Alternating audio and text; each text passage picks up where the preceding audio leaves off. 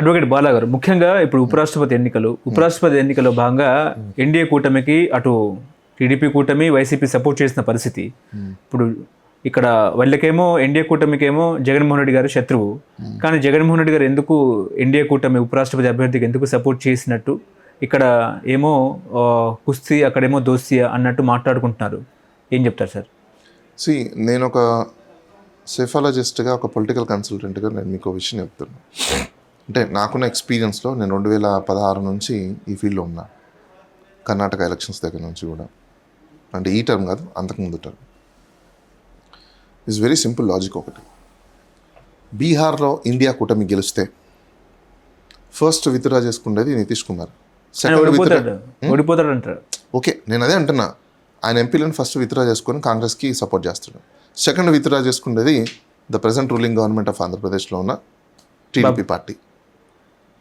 Withdraw చేసుకుని గవర్నమెంట్లోకి వెళ్ళిపోతారు. ఏ గవర్నమెంట్లోకి? Congress float చేసే గవర్నమెంట్కి వెళ్ళిపోతారు. షూరా? మరి మద్దతు లేనప్పుడు ఎవరేం చేస్తారు? ఎందుకుంటారు? నాకు క్వశ్చన్ చెప్పండి. ఇప్పుడు ఆయన బీజేపీలో ఉంటే కొంచెం భయం ఉంటుంది. అదే కాంగ్రెస్లోకి వెళ్తే ఈయన మాట కాంగ్రెస్ వాళ్ళు వింటారు. సో నా మాట వినే వాడి దగ్గరికి నేను వెళ్తానా, లేకపోతే ఎవరి చేతిలో నేను బైండ్ అవుతానో వాడి దగ్గర ఉంటానా? కామన్ లాజిక్ ఇది. ఏం చేస్తాం మనము? నేను చెప్తే ఎవడైతే వింటాడో వాడి దగ్గరికి వెళ్తాను కదా. సో అప్పుడు ఏం చేస్తారు? ఈజీగా కాంగ్రెస్ దగ్గరికి వెళ్ళిపోతారు. It's very simple. ఇప్పుడు చంద్రబాబు చెప్పినట్టు మోడీ వింటలేరంటారా?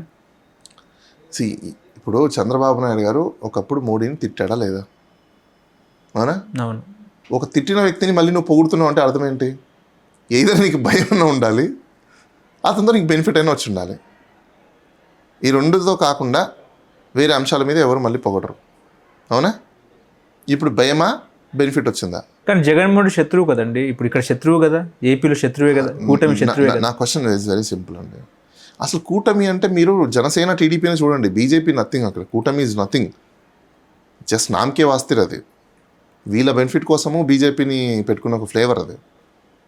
అక్కడ ఎవరు అగైనెస్ట్గా బీజేపీ వాళ్ళు అగైనెస్ట్గా జగన్కి అగైనెస్ట్ ఏది ఉండదు అక్కడ.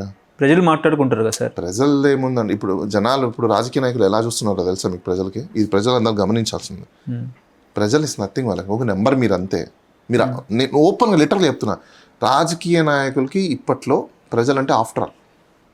ఎందుకంటే నేను చూశాను స్వతహాగా కొంతమంది లీడర్స్ దగ్గరికి ప్రజలు వెయిట్ చేస్తున్నారు, జనాలు వెయిట్ చేస్తున్నారా అంటే నేను చాలా సందర్భాలు చెప్తే కూడా వాళ్ళ దగ్గర వెయిట్ చేస్తారు. మీ మీద అంత చిన్న చూపు ఉంది ఇప్పుడున్న లీడర్స్కి. మీరు ఇప్పుడు కూడా కళ్ళు తెలుసుకోకపోతే ప్రజలు మరో షీప్స్ అంతే. కానీ జగన్మోహన్ రెడ్డి తన కేసుల భయం వల్లనే ఎన్డీఏ కూటమికి సపోర్ట్ చేశారనేది ఇంకో చర్చ. నిజమేనా? ఇప్పుడు చిన్న ఎగ్జాంపుల్ చెప్తాను. ఇప్పుడు నేను ఇందాక చెప్పిన సినారియోలో ఫర్ ఎగ్జాంపుల్ జగన్మోహన్ రెడ్డి గారు ఎన్డీఏకి సపోర్ట్ చేశారని అనుకుందాం. చేశారని అనుకుందాం. చేసి వైస్ ప్రెసిడెంట్ వాళ్ళు గెలిచారని అనుకుందాం, బీజేపీ. అవునా? బీహార్లో ఓడిపోయి గవర్నమెంట్ పడిపోతే ఏం చేయగలుగుతారండి? జగన్మోహన్ రెడ్డికి అప్పుడు పవర్ ఉండదు కదా. కాంగ్రెస్తో రాహుల్ గాంధీతో ఉంటారా మరి అప్పుడు? నేను అదే కదా అంటారు, మీరే కదా అన్నారు బద్ధశత్రువు కదా అని చెప్పేసి అని. మరి అలాంటప్పుడు ఎలా ఉంటారు? ఎవరైనా పవర్ వచ్చే సైడ్ చూసుకుంటారు కానీ పవర్ రాని సైడ్ చూసుకునే స్కోప్స్ లేవు కదా. రాజకీయాల్లో అంతే కదా జరిగేది. అందుకే జగన్మోహన్ రెడ్డి ఎంపీలు ఖర్గే గారిని కలిసారా మొన్న? ఐ డోంట్ నో, అది నాకు తెలియదు. కానీ ఇప్పుడు వైసీపీ వాళ్ళు ఏం చెప్తారంటే కాంగ్రెస్ పార్టీకి వ్యతిరేకంగా పుట్టిందే వైఎస్ఆర్ కాంగ్రెస్ పార్టీ, ఎట్లా వెళ్తామన్నట్టు కూడా వైసీపీ వాళ్ళు చెప్తున్నారు. అది ఫండమెంటల్ రూలే కదా. వ్యతిరేకంగా పుట్టింది కాంగ్రెస్ పార్టీ కాబట్టి వెళ్ళే అవకాశాలు అయితే చాలా తక్కువ, వెళ్ళవు కూడా. అంటే ఇంకోటి మనం గమనించాల్సిన విషయం ఏంటంటే ఇండియన్ హిస్టరీలో, ఇది మీరు బాగా గుర్తుపెట్టుకోండి, ఇండియన్ చరిత్రలో ఇండియన్ సిస్టమ్ అని స్టార్ట్ అయిన దగ్గర నుంచి 1947 దగ్గర నుంచి కూడా ఈ రోజు వరకు 100కి 100% ప్రామిస్ చేసి క్యాంపెయినింగ్ పొలిటికల్ పార్టీ ప్రామిస్ చేసిన తర్వాత డెలివరబుల్స్ ఇచ్చిన ఏ ఒక్క పార్టీ లేదు. ఒకటే ఒక party, that's Jaganmohan Reddy YSRCP party. Indian హిస్టరీలో ఇట్ ఈస్ ఎ ట్రమెండస్. నా భూతం నా భవిష్యత్, ఇంకా రాబోయే రోజులు ఎవరైనా ఇవ్వగలుగుతారో లేదో కూడా తెలియదు. 100కి 100% విద్య మీద, వైద్యం మీద, అలానే ప్రజల యొక్క జీవన విధానాల మీద, పొటెన్షియాలిటీ డెవలప్మెంట్ మీద, సస్టైనబిలిటీ ఆఫ్ ఫైనాన్స్ మీద, ఇంత బ్రాడర్ ఆస్పెక్ట్స్లో, plus governance very important. Gandhiji ఏదైతే కలలుగన్న దేశం ఏదైతే ఉందో, స్వరాజ్యం అనేది, గ్రామ స్వరాజ్యం అనేది, ఈరోజు మన సచివాలయ వ్యవస్థలు చూసాం. గ్రామ స్వరాజ్యం తీసుకొచ్చిన పరిస్థితులు కూడా మనం చూసాం. Local governance. Local governance that is very important. అదే దాని ట్రమెండస్ థింగ్స్ అయితే జరిగాయి. నాకు తెలిసి ఈ ఇట్స్ ఇండియన్ హిస్టరీలో ఒక చరిత్ర అనుకోవాలి మనం. అంటే మేబీ చాలామంది అంటూ ఉంటారు రాజశేఖర రెడ్డి గారు ఆ టైంలో ఒక ఫ్లరిష్ చేశారని చెప్పేసి. నన్ను అడిగితే రాజశేఖర రెడ్డి గారి కంటే 200% ఎక్స్ట్రా చేస్తున్నారు జగన్మోహన్ రెడ్డి. బట్ థింగ్ ఏంటంటే ఇక్కడ పాపం వాళ్ళకి మార్కెట్ చేసుకోవడం సరిగ్గా రాకపోవడము, దాన్ని ప్రాపర్గా ప్రజల దగ్గరికి కావచ్చు మీడియాలో కానీ ఇప్పుడున్న పొలిటికల్ పార్టీ చేసేంత మార్కెటింగ్ స్ట్రాటజీ వాళ్ళకి రాకపోవడము, అలా చేయలేకపోయారు వాళ్ళు. ఇప్పుడు చూడండి ఇప్పుడున్న సీఎం ఆయన ఇట్లా మనలాగా మైకులు పెట్టుకుంటాడు, లేకపోతే ఏమనుకుంటాడో ఆయన నాకు అర్థం కాదండి. ఆ మీడియా వాళ్ళు ఏమనుకుంటారు నాకు అర్థం కాదు. ఎందుకంటే మనం ఎరిపప్పలం అనుకుంటున్నారో లేకపోతే వాళ్ళు ఎరిపప్పలు అనుకుంటారో నాకు అర్థం కావట్లేదు. ప్రజల్లోకి వెళ్తున్నారు కదా సార్. ఎక్కడండి మీరు మరీ జోక్ లేకండి. ఆయన చుట్టుపక్కల ఎవరు ఉంటారో నేను చూసిన సందర్భాలు ఎన్ని ఉన్నాయి. మీడియా కెమెరాలు పెట్టుకొని ఆటోలో, అసలు ఇంత నాన్ సెన్స్. ఆ ఆటోలో ఎవడన్నా కెమెరా పెట్టుకొని కాస్త మీకు సెన్స్ ఉందా ఆ డిజైన్ చేసే డైరెక్టర్కి? మీకు కాస్త బుద్ధులు ఉన్నాయా? ఆ మాత్రం మాకు అర్థం కాదా? మేమైనా పిచ్చోళ్ళమా? What is this nonsense? నువ్వు క్రౌడ్లో ఉన్న ఆటోలో ఏదో వెళ్తున్నావు అంటే సరదాగా వెళ్ళు, దట్స్ ఫైన్, అది బాగుంటుంది. ఇప్పుడు సెక్యూరిటీ బందోబస్తు వాట్ నాన్ సెన్స్. నిన్ను నువ్వు కాపాడు. నేను ఒకటే చెప్తున్నా ప్రజలారా, మీరు గుర్తుపెట్టుకోండి, నాయకుడు తనని తాను కాపాడుకోలేని నాయకుడు మనకు ఆ నాయకుడు వద్దు. నువ్వు నిన్ను కాపాడుకో, మమ్మల్ని మేము వచ్చి నువ్వు చేయాల్సిన ఉద్ధరించాల్సిన అవసరం. చంద్రబాబు నాయుడు ఎందుకు చేసినా కూడా ప్రభుత్వ పథకాలు ప్రజల దాకా చేరవేస్తున్నాడు కదా సార్. మీరు అన్నట్టునే ఏ పథకం చేరింది? పింఛన్లు కానీ, లేకపోతే మహిళా ఫ్రీ బస్సు కానీ, అన్నదాత సుఖీభవ కానీ ఇవన్నీ ఇచ్చారు కదా. ఫ్రీ బస్ అయితే ఆయన పక్కన లేడీస్ పక్కన కూర్చొనే జర్నీ చేశారు కదా. ఏమంటే మీకు ఇంకో వచ్చింది తెలుసా? ఫ్రీ బస్సులో టికెట్లు ఎవరు కొనకూడదు. ఆ టికెట్ కొన్నప్పుడే అర్థమైపోయింది అది మొత్తం అంతా క్యాంపెయిన్ అని చెప్పేసి.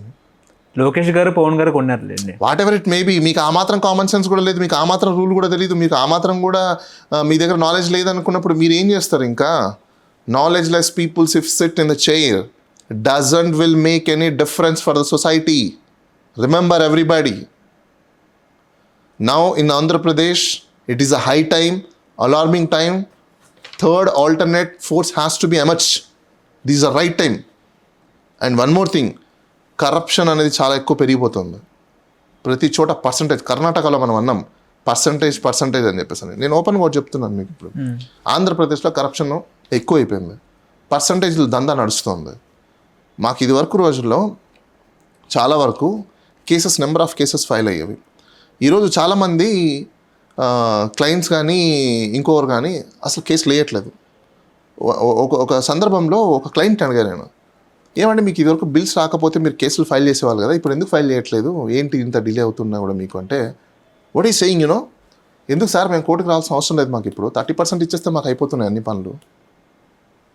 ఈవెన్ ఆఖరికండి సర్టిఫికేట్ అప్లై చేసుకోవడానికి ఎంఆర్ఓ ఆఫీస్లలో సర్టిఫికేట్లు అప్లై చేసుకోవడానికి కూడా నాకు తెలిసిన నా ఫ్రెండ్ ఒకతను, అక్కర్లేదు అప్లికేషన్ ఎందుకు ఇప్పుడు కోర్టులో మళ్ళీ వేయడం, వాళ్ళకి డబ్బులు ఇచ్చేస్తే 10,000 డైరెక్ట్గా చెప్తున్నారంట, మళ్ళీ మీరు కోర్టుకు వెళ్ళడం ఎందుకంటే అదేదో మాకు ఇచ్చేయండి అని చెప్పేసి. This is kind of a corruption is going on now.